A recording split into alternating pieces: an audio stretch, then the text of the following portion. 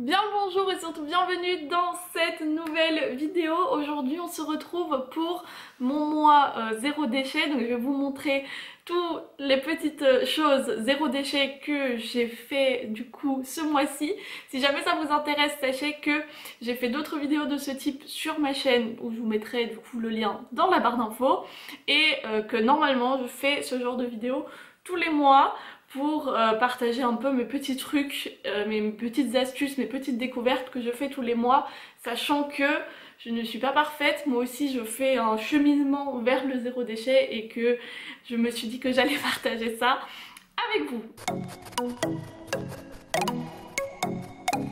Sans plus attendre, nous allons donc nous lancer maintenant dans toutes les petites choses zéro déchet que j'ai fait en ce mois de septembre. Est-ce qu'on commencerait pas par un petit update des trucs de la dernière fois? Alors mes tomates, venez avec moi, je vais vous montrer parce que c'est un truc de folie. Mes tomates qui sont donc dans ma cuisine, je sais pas si vous vous rappelez, je vous les avais montrées il y a quelques mois, elles étaient encore des toutes petites pousses. Et puis je crois que je vous les avais montrées quand elles étaient déjà dans leur boîte de conserve, et donc elles étaient déjà un peu plus grandes. Elles sont pas trop belles. Regardez ça. Elles sont magnifiques. Elles sont hyper grandes. Du coup j'ai dû leur acheter des trucs, des trucs en métal comme ça pour qu'elles tiennent. Et en fait il y a eu une petite péripétie avec mes tomates. Attendez, je vais vous poser, je vais vous raconter. Ah yes, non en fait je vais pas vous poser là du tout. Vous allez me prendre pour une débile. Au moment où elles ont fait des fleurs, je me suis rendu compte que je pouvais pas avoir de tomates à l'intérieur de chez moi, puisque les fleurs elles doivent être butinées par des abeilles pour que ça fasse des fruits.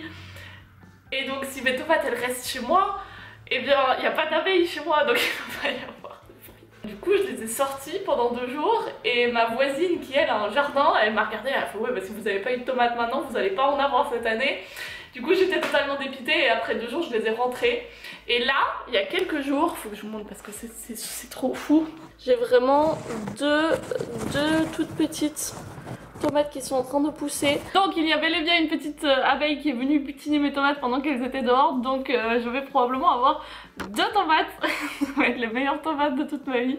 Mais oui, du coup je saurai pour l'année prochaine que je les ferai grandir chez moi et puis je les poserai dehors pendant quelques semaines et tout pour qu'elles se fassent un peu butiner et que comme ça j'aurai un peu plus que 2 tomates. Ok, donc ensuite on va passer à la première petite chose zéro déchet que j'ai fait ce mois-ci. Il s'agit de ceci. Comme vous pouvez le voir, j'ai à nouveau des cheveux qui sont dignes d'être attachés et donc je les attache aussi de temps en temps. Et pour cela eh bien j'ai dû acheter des chouchous parce que du coup tous les chouchous que j'avais clairement ils étaient au bout de leur vie, donc je me suis dit bon bah c'est le moment de me racheter des nouveaux chouchous. Et du coup ce que j'ai fait c'est que je suis allée acheter des chouchous dans un magasin d'habits éthiques. Et donc ces chouchous ils sont faits en Allemagne à partir de matériaux éco-responsables et tout, enfin je sais pas, bref il n'y a pas de plastique dedans, tout va bien.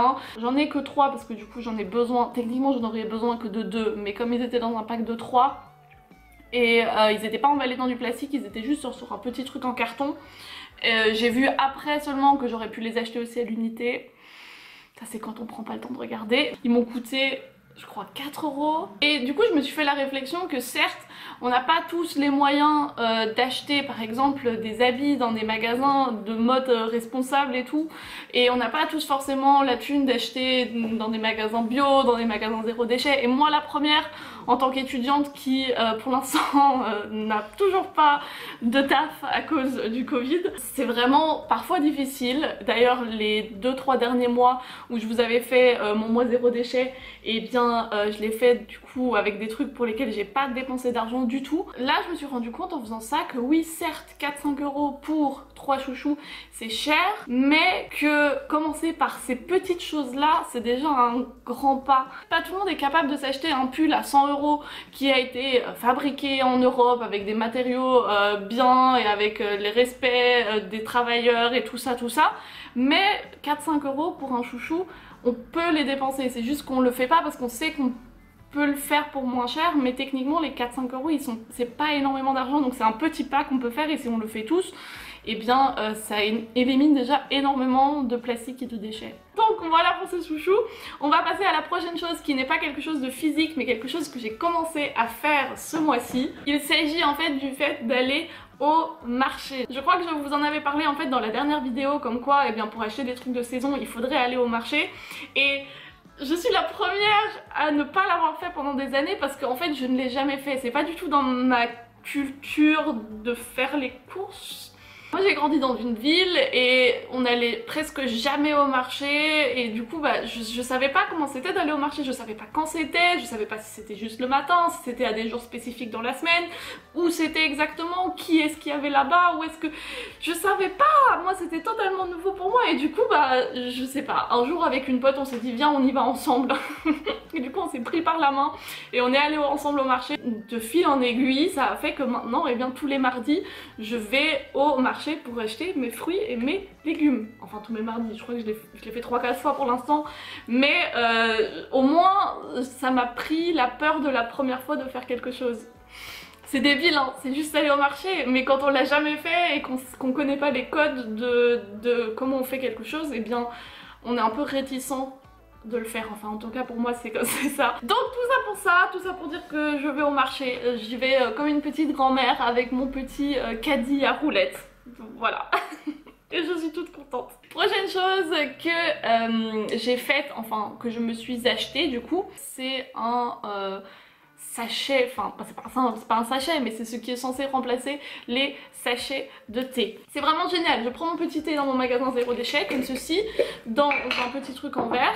J'ai mon petit truc à thé, je le mets dedans comme une cuillère, j'ai ça dedans, je le referme, yes, sans faire tout tomber.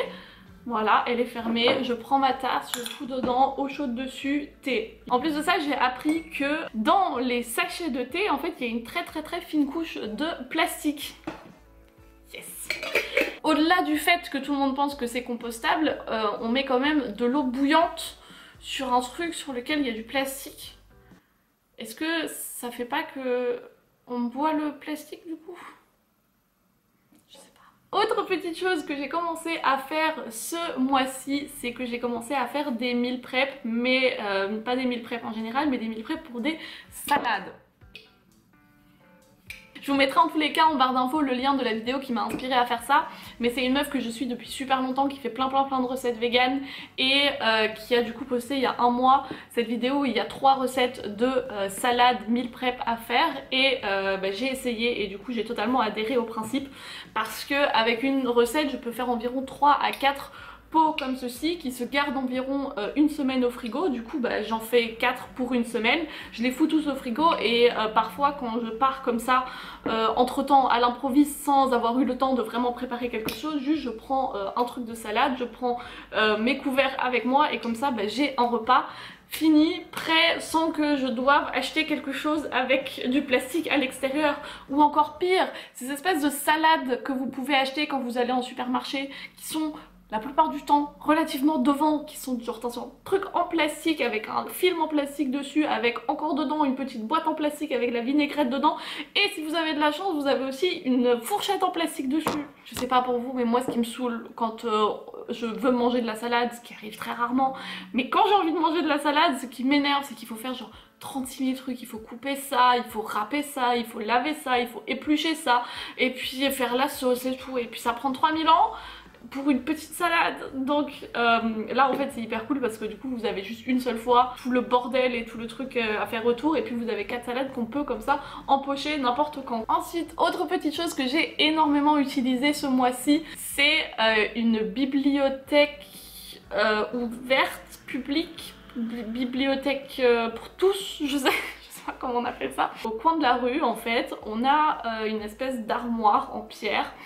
qui est fermée par une espèce de petite porte en plastique qu'on peut ouvrir et dedans il y a des livres, des CD, des DVD, des cassettes, des magazines, des petits jeux, des trucs, enfin bref, plein de toutes petites choses comme ça qu'on peut mettre soi-même dedans et où on peut se servir. Le mois dernier j'ai trié énormément de livres que du coup je suis allée amener ce mois-ci là-bas Et moi j'ai emprunté énormément de livres, plein de livres hyper intéressants que je vais pouvoir utiliser plus tard pour mes cours. Et en plus de ça, je sais que tous les livres que moi je n'utilisais pas, ils sont partis à des gens qui en font meilleur usage que moi, donc c'est génial. Si jamais vous avez l'occasion d'avoir ça près de chez vous, et bien je ne peux que vous encourager à l'utiliser. Et je me suis dit aussi que techniquement, même si on n'a pas ce genre d'endroit près de chez soi où on peut partager comme ça plein de choses, on pourrait être initiateur de cette pratique et mettre peut-être soit devant chez soi si c'est possible, ou dans le hall d'entrée d'un immeuble, une espèce de petite armoire et où on dit chers voisins, voilà tout ce dont vous n'avez pas besoin, vous pouvez le mettre là-dessus et puis comme ça d'autres gens peuvent se servir. J'ai vu ça en fait dans un hall de maison, qu'il y avait une espèce de petite armoire où il y avait plein de trucs dedans à donner et qui faisait ça en fait entre voisins. Je sais pas, moi je trouve le principe hyper cool et je sais que moi dans mon appartement il y a plein de choses qui viennent de cet endroit, donc pas seulement des livres mais j'ai aussi plein de cadres, des tasses, des vases, des trucs pour les plantes et tout, enfin bref genre énormément de choses que juste genre j'ai pris là-bas et en échange moi j'ai donné plein de choses qui viennent de chez moi dont moi je n'ai pas besoin. Bon on va passer à la prochaine chose parce que je sais que cette vidéo va être très longue parce que je parle beaucoup. Une autre chose que j'ai faite en fait ce mois-ci, c'est que je me suis acheté un spray pour éclaircir mes cheveux. Cette longue histoire de l'éclaircissement de cheveux. Je sais pas si ça se voit là, mais en tout cas mes cheveux sont beaucoup plus clairs que le mois précédent. Et je vous avais parlé il y a quelques mois d'un spray que j'avais fait moi-même avec du coup de la camomille, du citron et tout ça. Sauf que clairement j'ai pas vu de grande différence. J'ai vraiment pas vu de différence et je l'ai utilisé pendant 1 mois et demi et clairement aucune différence. Du coup, je me suis dit que j'ai quand même envie d'avoir les cheveux un peu plus clairs et j'ai pas envie de me les décolorer parce que du coup la décoloration ça va abîmer mes cheveux et en plus ça crée plein de déchets, le carton, l'emballage en plastique, les gants, tout ça et puis c'est des produits chimiques et tout. Donc je me suis rabattue sur les sprays éclaircissants. Alors oui, je sais, c'est pas forcément le meilleur produit pour l'environnement et c'est aussi un truc en plastique, mais la raison pour laquelle je vous en parle là maintenant, c'est que pendant que je l'ai acheté, je me suis posé la question comment est-ce que je pourrais réutiliser cette chose après, et c'est aussi ça qui a fait que j'ai pris celui-ci par rapport à un autre, parce que je me suis dit que celui-là, et bien une fois qu'il sera vide, comme je peux l'ouvrir, ce qui n'était pas le cas de tous, et bien une fois que j'aurai fini avec le spray pour mes cheveux, une fois qu'il sera plus dedans, je pourrai mettre dedans mon produit à vitre que j'achète en magasin zéro déchet. Et comme ça nous l'aurons réutilisé et ça ne sera pas un déchet et je pourrai remplir ça encore et encore dans mon magasin zéro déchet de produits à vitre. C'est peut-être pas toujours possible d'acheter des trucs qui ne font pas de déchets, mais au moins on peut se poser la question de comment est-ce qu'on pourrait réutiliser le déchet au moment de l'acheter déjà. Parce que c'est une chose de se demander comment je vais réutiliser le déchet une fois qu'on l'a, mais peut-être que si on se demande comment le réutiliser avant de le produire et avant de l'acheter, eh bien on peut faire des choix un peu différemment. En parlant d'emballage que on peut réutiliser d'une autre manière, je dois vous montrer un truc que j'ai fait et dont je suis pas peu fière ce mois-ci.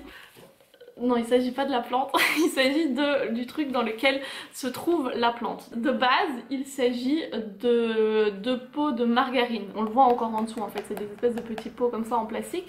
Et il y en a deux que j'ai mis du coup l'un dans l'autre. Et dans le premier, donc celui qui est en haut, j'ai fait des trous à l'intérieur pour que l'eau puisse passer. Et le second, il est juste comme ceci. Je les ai collés ensemble et j'ai collé dessus du coup une petite corde comme ceci. Et donc ça me fait un magnifique petit pot gratuitement et du coup j'ai réutilisé donc les deux déchets que j'avais. C'était le petit DIY de ce mois de septembre. Donc autre chose que j'ai faite ce mois-ci que je n'ai trouvé que en ligne. Vraiment j'ai cherché avant dans beaucoup de magasins et il n'y avait aucun magasin qui avait ça, donc le seul endroit où j'ai trouvé ça c'était en ligne sur Amazon. Décidément ce site internet que j'aime tant. Il s'agit de ceci. Toutes les personnes qui ont un chien et qui habitent en ville savent exactement ce que cette chose est.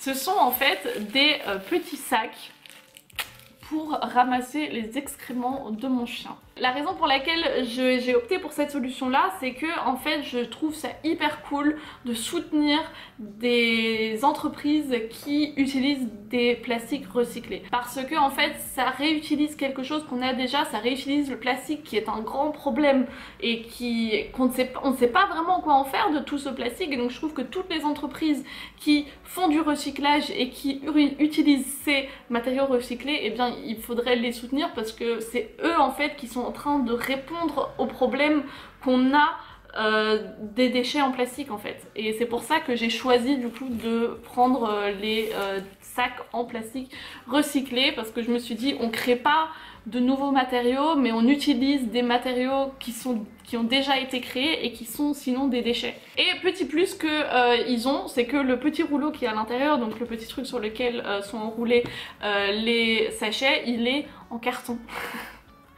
Voilà, donc tout ça pour ça, je vous mettrai le lien dans la barre d'infos de ceux que j'ai achetés. Oh mon dieu, cette vidéo elle dure déjà super longtemps. J'ai encore deux choses et puis on a terminé, ok? L'avant-dernière chose que j'ai envie de vous présenter ce mois-ci, c'est une petite boîte qui s'ouvre de la sorte. Voilà, vous avez un petit couvercle et dedans se trouve en fait du baume à lèvres. Tous les trucs Labello et tout en soi, apparemment c'est vraiment pas super bon pour vos lèvres parce que ça rend vos lèvres addictes aux produits. Et en plus de ça, à chaque fois c'est dans un truc en plastique, vous connaissez le truc qui s'ouvre comme ça, qui tourne, enfin bref. Voilà, que des trucs nuls. Donc quand j'ai trouvé ça, j'étais super contente. C'est vraiment une super compo. Je pourrais pas vous donner exactement le produit parce que du coup c'est une amie d'une amie qui habite au Portugal, qui les fabrique elle-même avec ses propres oliviers et tout, et du coup elle est venue nous voir et elle les avait ramenés, et du coup c'est hyper cool. Mais j'en ai déjà vu aussi dans des magasins bio et tout. Donc c'est des petits trucs en alu et dedans il y a une compo genre à base d'huile et tout, hyper cool pour les lèvres. Donc super bien, et en plus de ça, bah, pas vraiment de déchets. Faut que je vois pourquoi est-ce que je réutiliserai cette boîte une fois qu'elle sera terminée. Si on peut peut-être remplir le produit dedans, je ne sais pas, mais en tout cas sachez que cela existe et que c'est vraiment super cool. Dernière chose que j'ai pour cette vidéo, et puis eh bien on en aura terminé. On va parler de chaussures qui sont dans des états voilà, pas totalement tout neuf. C'est parce que ces chaussures-ci elles ont 2 ans et ces chaussures-ci elles ont 4 ans maintenant je crois. Celles-ci après du coup 2 ans elles se sont cassées et je les ai du coup recollées pour pouvoir les remettre encore plus. Et celle-ci en fait, et eh bien la semelle qui était à l'intérieur elle était complètement utilisée jusqu'au bout quoi. Je marchais déjà en fait sur la semelle de la chaussure et plus du tout sur la semelle qui est à l'intérieur, et donc ce que j'ai fait c'est que j'ai juste racheté des petites semelles à mettre à l'intérieur. Au lieu d'acheter une nouvelle paire de chaussures, ici racheter du coup une semelle qui produit beaucoup moins de déchets qu'une chaussure entière, sachant que elle est encore très très bien cette paire de chaussures, et que la prochaine paire de chaussures que j'achèterai sera sûrement une paire qui sera du coup fabriquée de manière éco-responsable et fair fashion et tout ça, enfin bref, tu connais. Mais jusque là, eh bien je pense que la meilleure alternative zéro déchet avant d'en arriver à là, c'est d'utiliser vraiment les trucs qu'on a jusqu'à la fin de leur vie avant d'acheter des trucs nouveaux. Je crois que c'était tout ce que j'avais pour ce mois-ci. J'espère que j'ai rien oublié, et si jamais j'ai oublié quelque chose, je vous le donnerai dans la vidéo du mois prochain. En tout cas, je vous remercie d'avoir passé cet agréable moment avec moi. J'espère que cette vidéo vous a plu. Si jamais c'est le cas, n'hésitez pas à me le faire parvenir par quelconque moyen vous le souhaitez. Nous on se retrouve, croisons les doigts, le mois prochain pour une nouvelle vidéo de ce type, et d'ici là je vous retrouve dans d'autres vidéos sur ma chaîne et je vous fais plein de bisous.